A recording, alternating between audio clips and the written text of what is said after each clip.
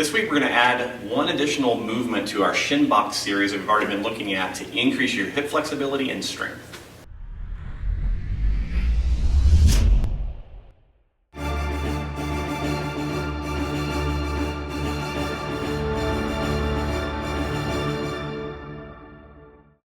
Several weeks ago we looked at an exercise where we were working out of this position called the 90-90 squat or shin box or whatever.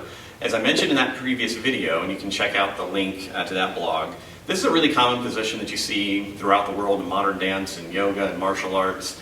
And we like to use this a lot to work on hip mobility, spinal mobility, and breathing. And so in that previous blog, we looked at just some basic rotations back and forth, utilizing our hands for support, utilizing only one hand for support, and then also doing it with no hands. Now, while a lot of people like that, there's a lot of progressions that you can make out of this particular position, and some of them are very fun. They'll really work on your balance, your hip strength, your hip flexibility. So I want to take you through one simple progression that begins here and then winds up with you standing up, facing away. All right, so the first thing that we're going to work on is I want you to get into this particular squat. Again, 90-90, and let's just do a few switches to make sure that your hips are warmed up. Now, you can do these in whatever way you're comfortable, and I would recommend in the beginning, just keep both hands back, keep everything nice and fluid, work on your breathing, exhale as you're rolling through. Now, once your hips are feeling good, we're now going to start to work on the front leg, and what we're going to do is we're going to turn this into a cylinder. So my front leg, I'm going to take my toes, I'm going to point them down, as if I'm doing a calf raise here. This is now my cylinder, so I'm going to take my hips and I'm just going to drive up and drive them forward. So I'm now keeping my weight on this knee and distribute it across this leg, and then I'll roll back down. All right? Again, try not to use my hands, rolling up, rolling down.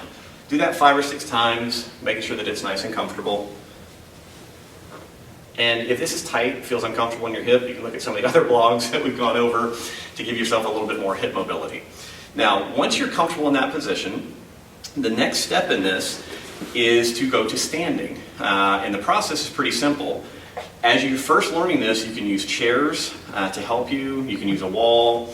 You can use a pole. Just something to give yourself some balance. I just want you to be really careful. So we're going to go through the careful version first. So what we're going to do is we're going to start here. We're going to point the toe, roll up into that cylinder. Now, the big key here is that this leg, not the cylinder leg, but the other leg, this foot is going to sweep around and it's going to wind up beside this front knee. Okay, so now I'm using my hands, they're nice and comfortable. From here, I could just stand up, but that uses a lot of energy. So I'm going to actually continue my momentum and wind up facing away. All right, so let's look at that again. So I'm here, point the toes, roll up, be careful of your balance, sweep this foot around, catch yourself if you need to, up to stand. Okay? Now, once you become more comfortable with that, and you don't need the balance help with your hands, it becomes a nice fluid motion where you're swinging up, here, you're up, you're standing, and then you can go back down into the same position. Once this starts to feel comfortable to you, you obviously can go back and forth. Use your right leg in the front, do your switch, your left leg's in the front, and you can just go back and forth from standing to kneeling, all without using your hands. Now, what you'll find with this, it really challenges the hips because it is an up and down motion.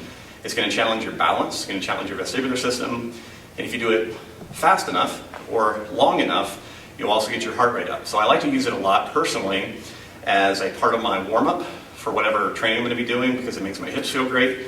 It also increases my body temperature, gets me ready for whatever I'm going to do next. So give this a shot. If you have any questions about it, please let us know.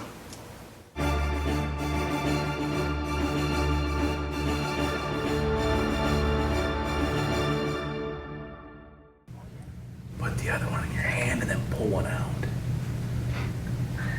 Yeah, perfect. Alrighty.